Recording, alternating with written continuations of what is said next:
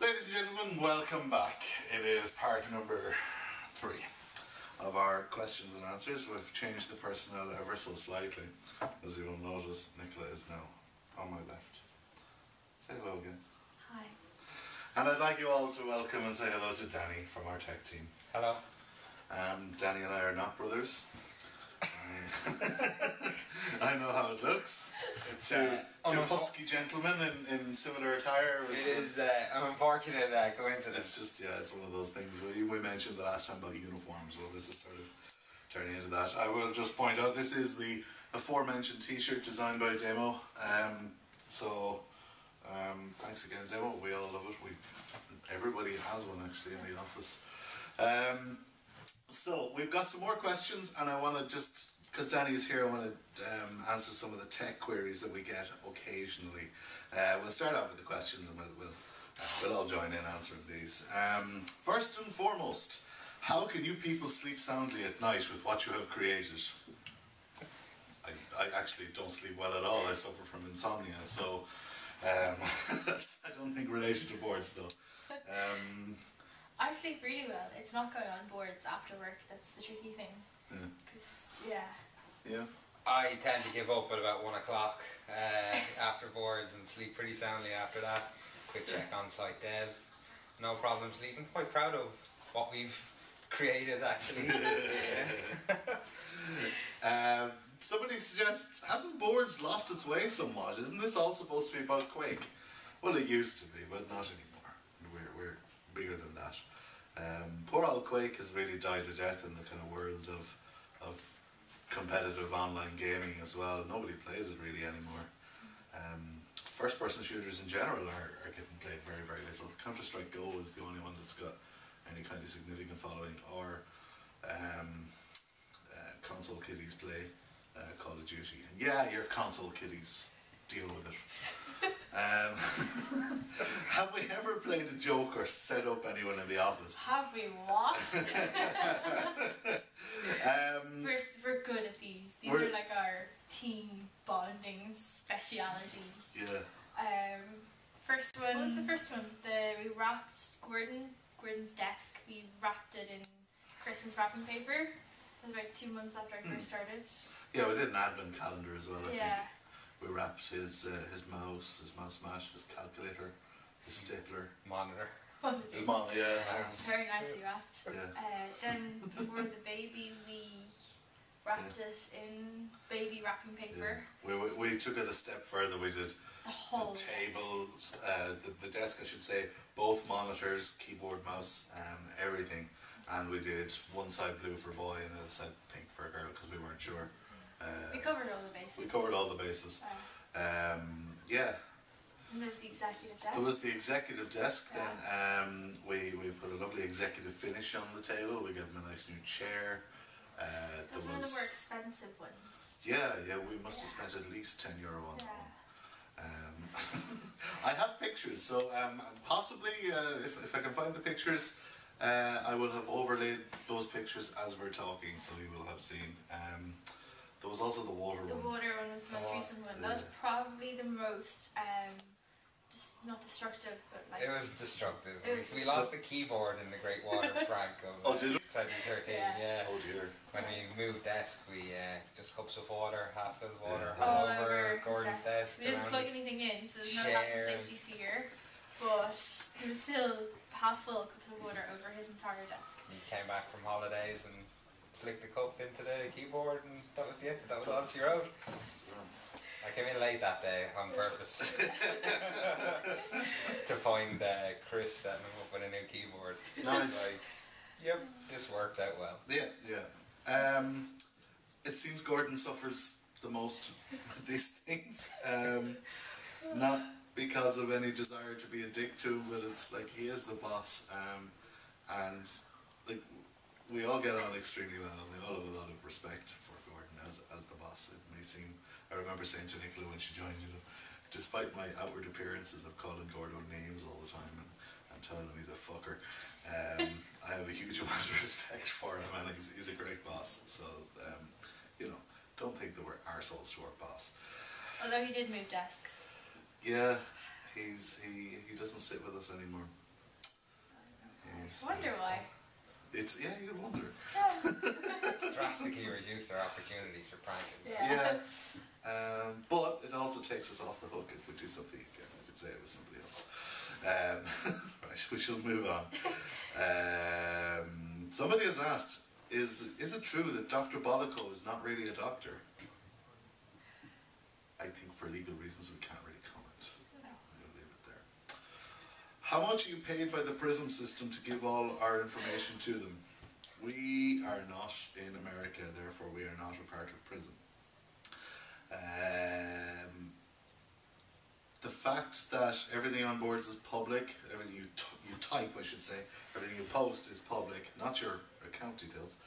It's probably being archived by some element of US government, it wouldn't surprise me. It has been in the past. We've put that up before. Yeah. It's just, We get scraped regularly by other sites like boardreader.com. Yeah. While we do our best to stop them scraping our content, so they can just put up ads beside it and make money. So we do our best, but we get scraped by other competitors or people just looking for data mining very regularly. Yeah. Just on a more serious note, it's worth pointing out that, if we're asked to hand over information, we've said this before, if there are processes in place within the Data Protection Act that allows a court or an investigation of the Gardaí or indeed the military to submit a request for identifying data of people. We will always comply with this. We have to by law.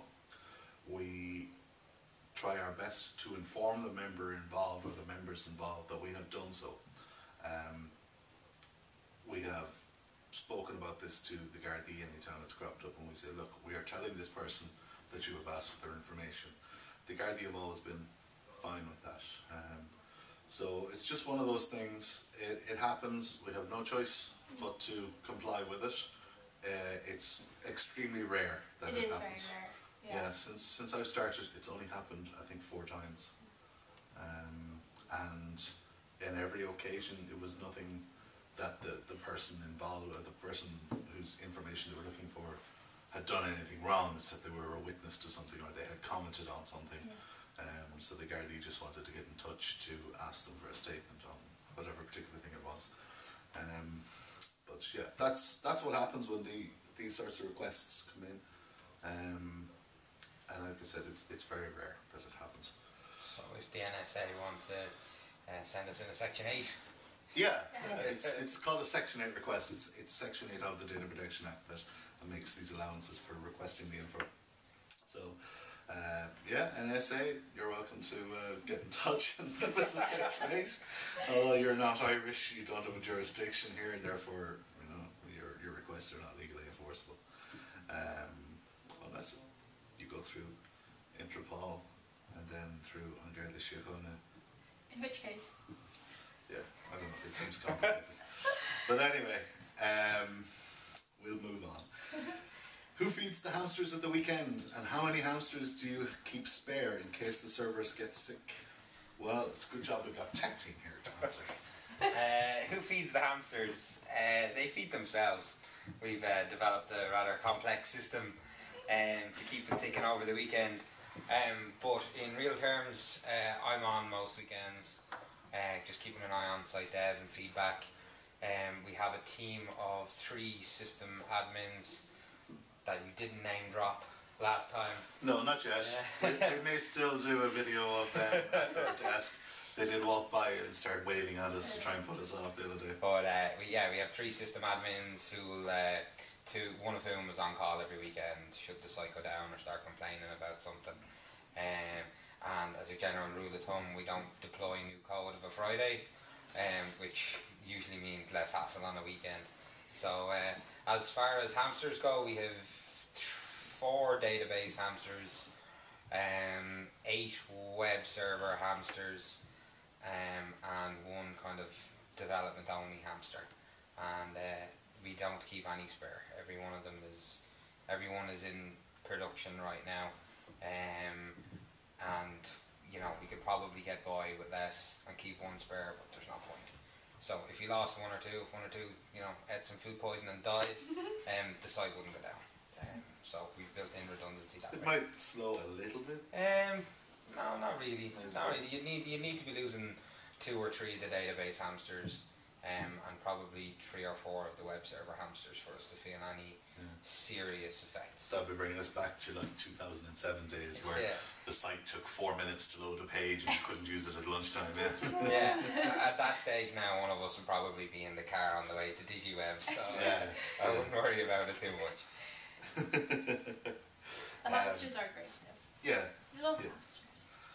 If anyone's wondering what the hell we're talking about, we mean servers, obviously enough, but it's the running joke that we've got hamsters on wheels operating the servers out in DigiWeb in the rack. But anyway, back to reality. I've got a question here from somebody asking about bringing back an ex-poster, somebody who was banned, and banned with good reason. We get this quite often. We don't talk about why we ban someone unless it's extremely public, and we don't think it's anyone else's business to be interfering in that or to be asking, why did you ban so and so? Can you not bring him back because he was only whatever? A lot of people don't see the full picture. Almost everyone only sees a small fraction of what goes on with any member's activity. We've had so many cases of people who are really good contributors in 1 or 2 forums, and they're just an arsehole everywhere else. They think the site is their playground. And these people eventually will find themselves getting site banned. And there's outcry then as to, why did you site ban this guy? He was a great contributor. He may have been a great contributor, or she may have been a great contributor in 1 or 2 forums. But when they're causing us stress all over the rest of the site, when they've got a history of bans, a history of infractions and warnings, it's time for them to go. They clearly show no respect for the site as a whole. They show no respect for the various other communities that they're going to dickhead in.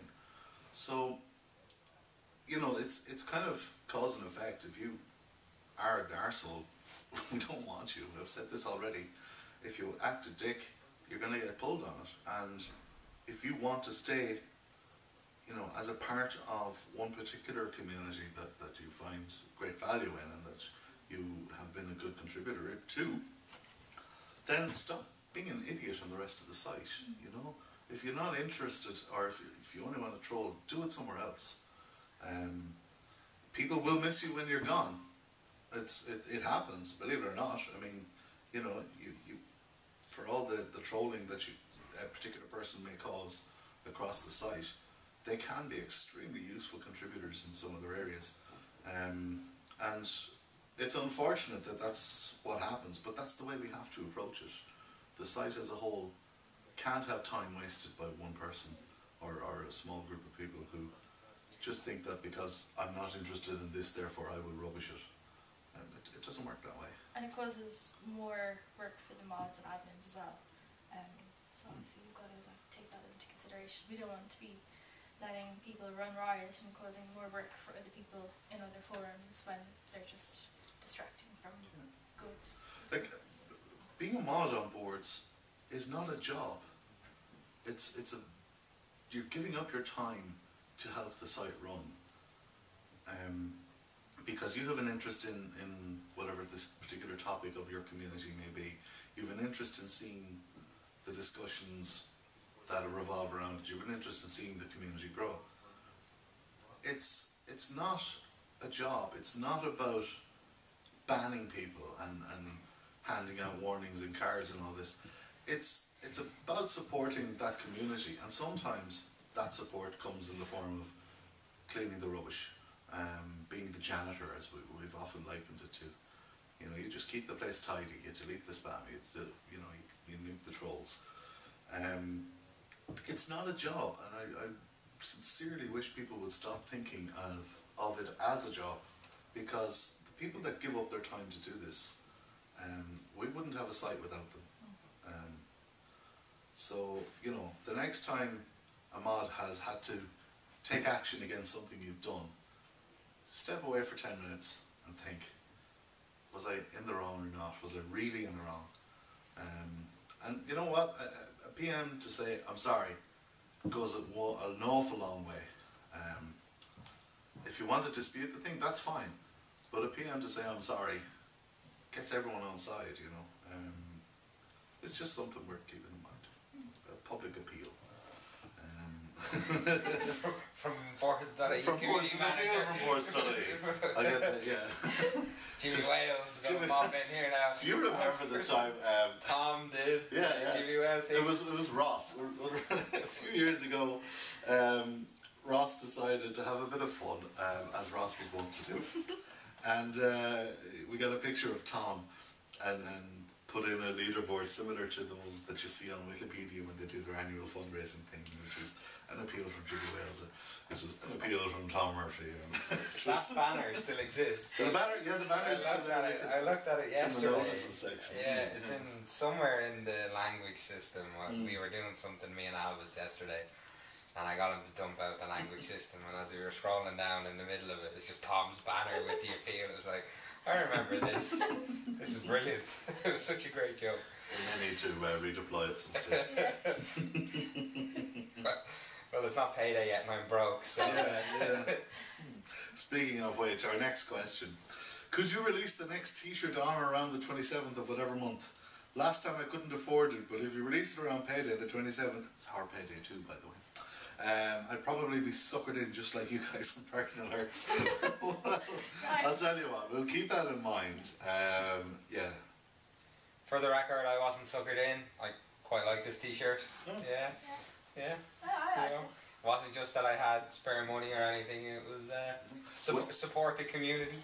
And that I stood behind you while you ordered it. Well, okay. The funny thing is, we all went and bought it individually, and we were like, "Did you get the T-shirt?" Actually, yeah, that was really cool. Yeah. You know, so we all have one, like, and we all went and bought it ourselves. Like, the company didn't buy them for us or anything like that, you know. So next time, yes, we'll try and get the release out towards the end of the month. Yeah. Because the 27th is our payday too. So, a question from one of our games, C-Mods. Like, if somebody's Xbox 360 was dropped, and in doing so, scratched their copy of Battlefield 3 that was in the drive at the time of dropping, what would your ethical and moral stance be if said person were to proceed to rent out a copy of BF3 and swap the discs around? Now, I think we'll just apply a bit of context here. There was a discussion in the mods forum about games. A lot of us play games, and one of the guys said, "Oh, I've scratched my copy of BF3 because my Xbox dropped whilst it was in the drive." And of course, us glorious PC Master Race gamers were like, "Just download it again." What? Discs? Are you mental? And Steam will sort you out. Steam or even Origin, as you have, because it's an EA game. But I jokingly suggested that you just go to Xdivision and rent one and swap the discs and give back the broken one. Obviously, that is illegal and immoral and a terrible thing to do. And I don't advocate it for a moment. No. I sincerely don't. Poor old Xdivision is enough trouble as it is. Without destroyed copies of discs. I don't know, actually, I put the question, nobody was able to answer it at the time. Do they even rent out Battlefield because of the online pass thing? I have no idea. Apparently it is a single player.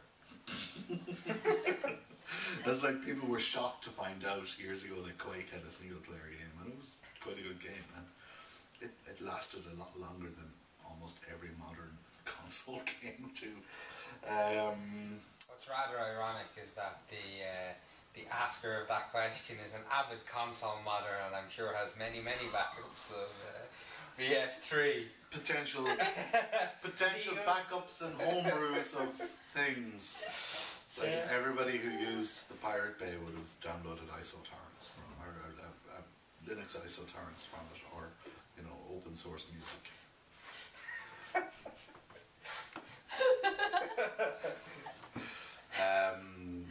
question. Great t-shirt, Dav. Wrong race, though. This was somebody talking about my Protoss StarCraft 2 t-shirt, and Protoss is best. It's also applicable to today as well. Great t-shirt, Dad. Wrong race though? No. The right race. Yeah. Boards.ie. Yeah. I don't know how this could even be considered a race. I mean, race of people. Real race. Smurfs. Smurfs, perhaps. Yeah, Protoss are the best, even though the results don't speak for that. It's all about Zerg at the minute. And Terrans are doing pretty well too, but it's, if you look at the pro StarCraft scene, it's like Zerg, and one Terran, or maybe one Protoss in all the group stages, and it's just Zerg that get out of it. So, damn dirty Zergs. And for the rest of you, who have no idea what I'm talking about. Sorry. A question then from the gentleman who asked previously, where do we ask? Yes, you, Joe. Are you a wizard? Are you a wizard? Are you a wizard? No. I am not a wizard either. I am a witch, however. So, do with that what you will. What was the thing about Boards' inner workings that surprised you the most when you started working there? That's a good question. It's a really good question. Yeah. I'll let you guys go first, because I started a week before you. A week, yeah. A whole week before Danny arrived. Surprised me. Just how much work is involved. I interviewed for the job and I had 4 interviews. And the 4th one I finally got to meet Dad and I was like, I wonder if I have the job yet. It turned out I did, but that was the final seal of approval. Just how much work is involved and how busy the site is and how you can guarantee if anything happens like big in the news or in Ireland or whatever, that it's going to have a ripple effect. And you know, we get things coming into the office that we might not have known about if it weren't for the fact that we literally are on boards and it's our job. But just how much fun working in an office is, because like this is my first office job. Yeah, just how much fun it is. Like it's we do a lot of work, but it's also so much fun. Yeah. Danny? How about you? How the site was still up. I don't mean that as a slight on Connor or Ross, our former tech employees, but I have been a vBulletin developer since 2002. I was well aware of its scales and limitations. So when I got to grips with just how big and how busy Boards was, it was I was always surprised at how it still ran, how the days of the 3 a.m. Those days. Go to bed signals how it didn't just one day go down at 3 and then just refuse to come back. I was amazed that we have a private HTTP API for powering our mobile apps, our touch site, all of like everything. The code base is massive. So yeah, the sheer scale of Boards is probably Many thousand lines of code, roughly. There's in vBulletin alone, there's about 500,000. So we have our touch site, our API, the talk tos, all of our new stuff, like our new About Us page. Check it out if you haven't checked it out already. There's a link in the bottom of every page. All of these pages, they're all on top of vBulletin. So I'd say we could be coming close to about 1 million lines of code there. And half of it's vBulletin and half of it's horrible. It's the same half. Yeah, the scale of it was always, you know it's big, but you have no idea how big it is until you get here. And the result is pretty big. So yeah, that's what I found probably the most surprising of all the inner workings of Boards.ie. What about you, Dan? I'm not sure. Not a huge amount of stuff genuinely surprised me, because having been a mod for as long and having been around since those earlier days, I've had a fairly good kind of idea of how the site has grown up and what has gone on behind the scenes to support that. I was quite amazed at the volume of email Oh yeah. and the absurdity of so much of the email that comes in. And I don't just mean the kind of stuff that we read out the last time, you know, the silly sorts of emails we get. I mean the crazy demands that get made of us by businesses who are not happy about what's been said about them. First and foremost, we have no problem dealing with defamation issues and taking down stuff that's, you know, defaming a business or a person or anything like that. But when your customers are not happy and they say, I went to XYZ company and I'm not happy because, don't try and sue us. Try and talk to your customer and say, we're really sorry that something bad has happened. What can we do to fix it? Like, we didn't say it. We just, you know, provide a place for people to talk. I don't see you trying to sue Google because you searched for it and found it there. You know, people think they can sue us. Everyone seems to think that that's how it works. Yeah, and like we have a responsibility, and we take that responsibility very seriously. Really seriously. When we're notified of these things, and we will always act. You know, you can get in touch with us. You don't need to shout at us. Your first contact with us does not need to be a solicitor's letter. Aside from the fact that that's costing you money.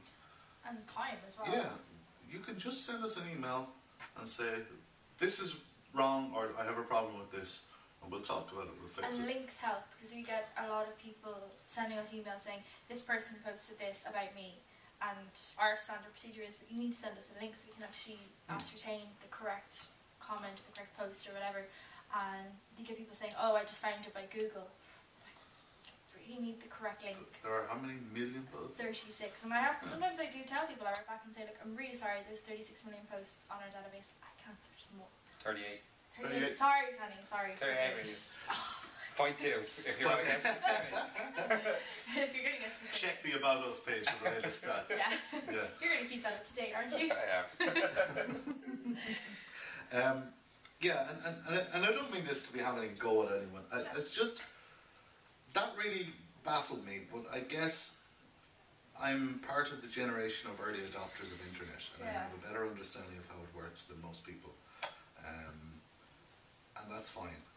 We are always happy to help explain the intricacies and the legalities of how interacting with us works. Just be nice. Yeah, It's like, we're happy to help you. Yeah. We have no And interest in nothing is seeing new your to business. us Yeah. either. Like we get stuff that makes us go, oh my god, but there's something that we haven't really seen before. So, you know, if we get an email saying this, I have this problem, I need this, can you please help me? We will. That's what we're here for. But if you get an email written all in caps with swear words and, you know, just calling us stupid, then we're probably not going to feel very nice about ourselves. We don't have a phone at our desk because we've had, I know the guys are laughing, but this is kind of serious. We've had significant threats made against us and the staff. People threatening to come with shotguns, people threatening to meet us outside after work. And because we didn't have a recording of it, we couldn't do anything about it legally. So all of our correspondence is via email, so we have a written record of everything we say and everything that is said to us. Because, you know, it got very hairy there for a while. And it's unpleasant to have to deal with that. And occasionally the phone rings and some of the folks from Daft will answer and they'll be subjected to a torrent of abuse because of something that was on boards. Well, you know, if that's who you are, chances are whatever somebody's saying about you is probably right. You know, if you're the kind of arsehole who's going to ring and get on the phone to anyone in an office and start screaming abuse at them, good luck to you. But, you know, you'll get yours in another life or this, I guess. The last time it happened was only a couple of months ago, and again, unfortunately, we weren't able to get a recording of this guy. But next time, maybe we will. Maybe we will. It was very gladiator-like. You get yours. This life or the next. In this life or the next, Russell Crowe was about to bust in the door. Stop stealing my lines.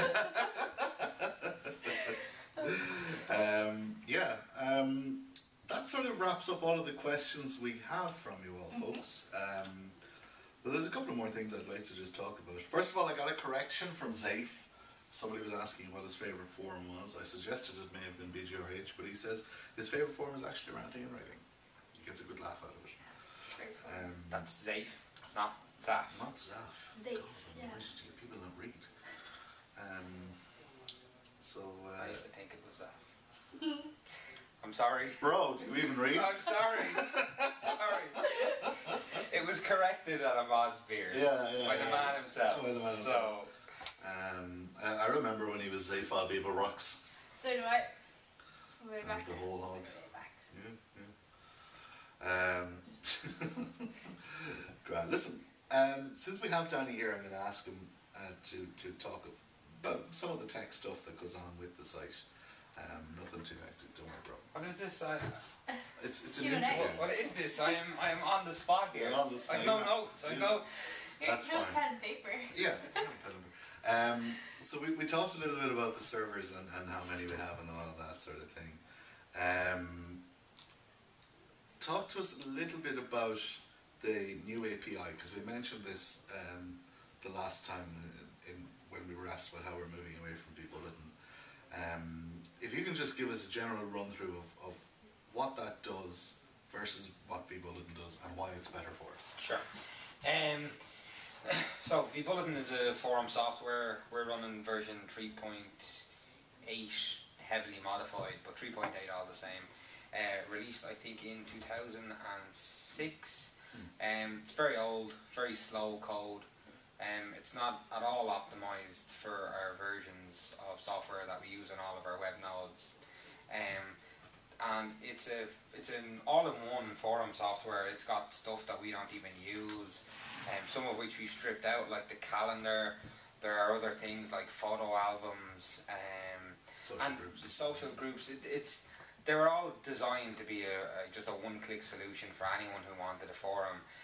But for something the size of Boards, it's some design decisions taken by the vBulletin team just don't add up for us. You know, why would we waste time checking if you can view social groups when we don't even use them, for example. So that's why we made the decision to move away from vBulletin. It's also really hard to implement new designs and new features on vBulletin. So stuff like the Talk To forums, let's say somebody wants to create a Q&A type of thread mode where you ask a question and several people respond, and then one of them gets marked as an answer and floats to the top. It's not next to impossible, but it's a lot tougher than it should be for us. So Boards is, it's tied to this rock that is vBulletin, and it's not great for us. So what we're doing is we're moving away into a newer kind of website model, a bit like GitHub for all of the nerds out there. That you've had this new body of software called your API, and it has several consumers. One of which is the touch site. So the touch site is powered over the API. Another one of which will be our mobile apps. The Talk To's are powered over it.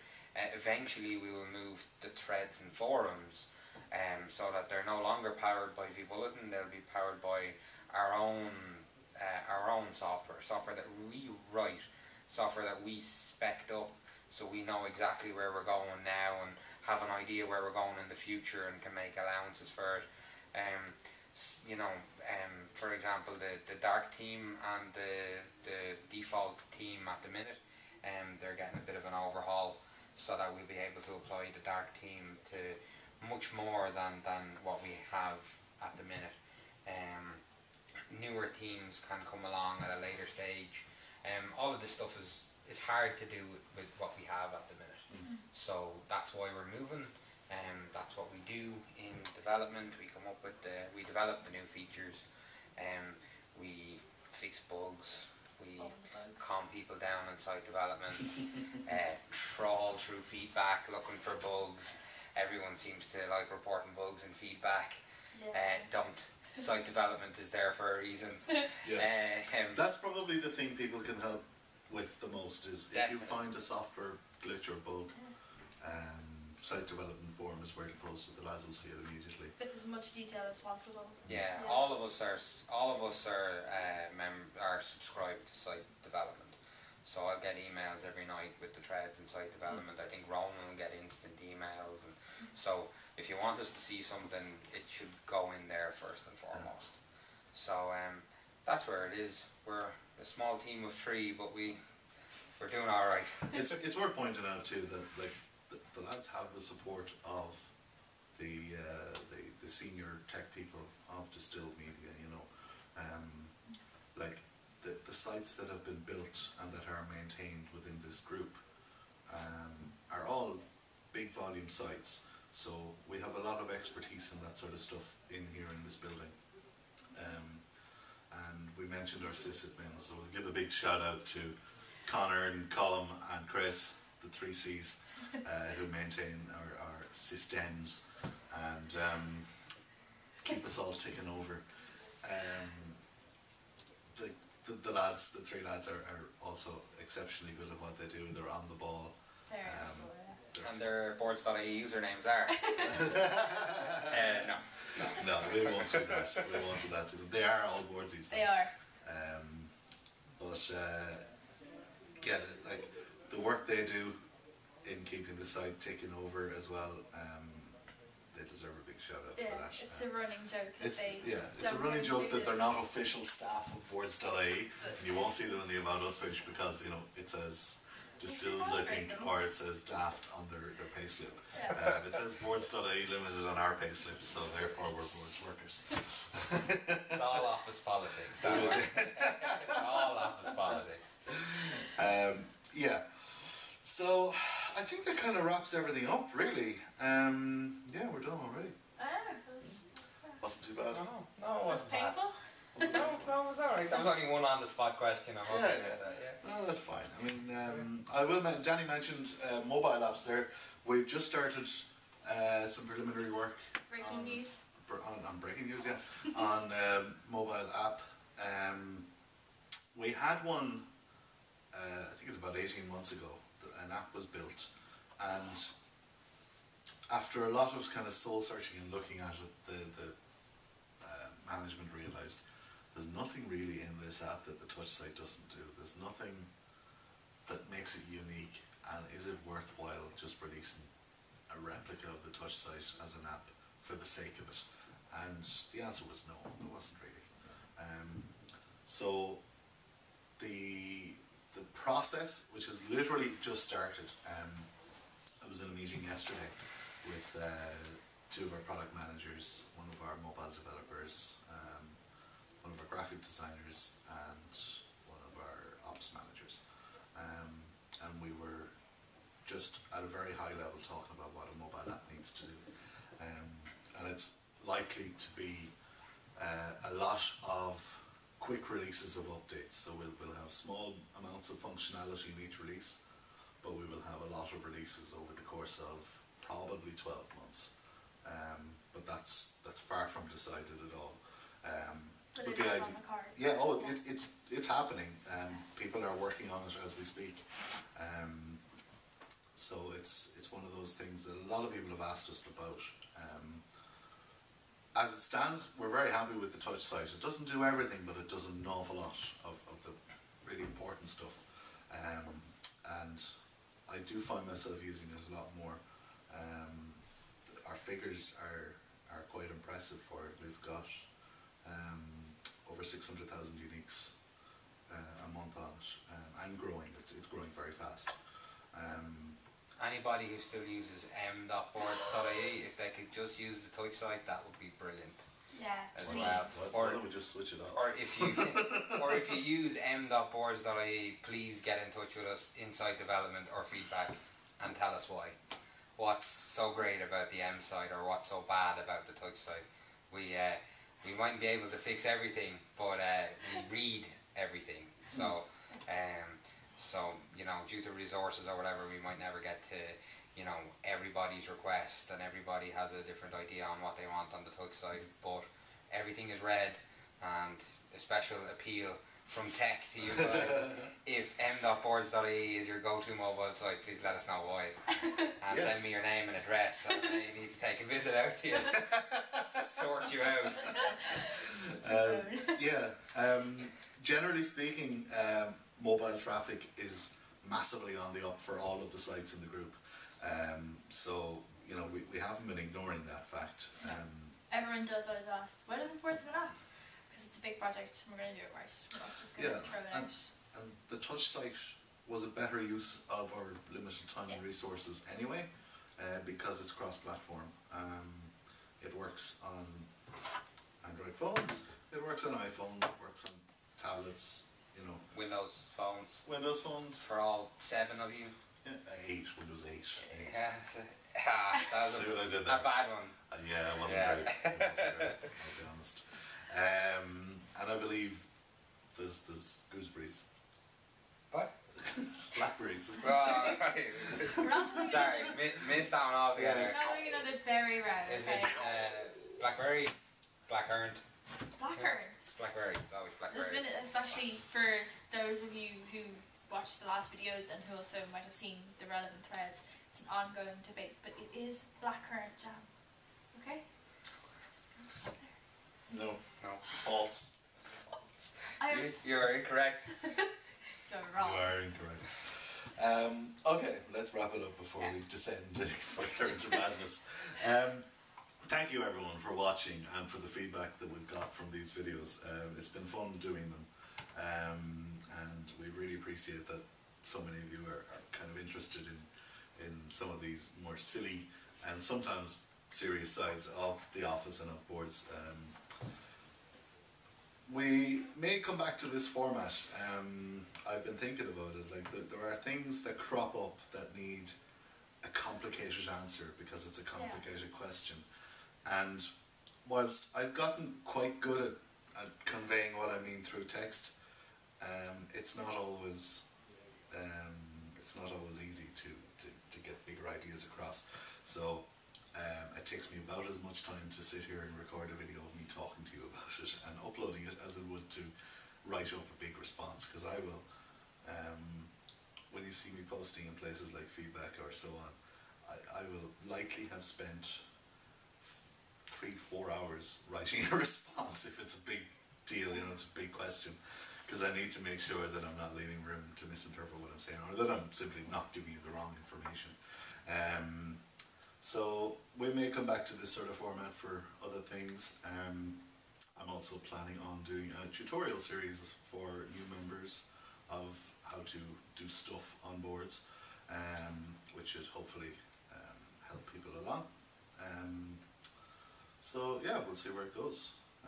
Thank you again for watching. We may have an interview with Garda Eugene Murta at some stage. He was not happy about the fact that we finished up whilst he was still in makeup the other day. But if he's going to be a diva, you know. Yeah. Right. Thank you everyone and goodbye. I'm off for my cheeky pint.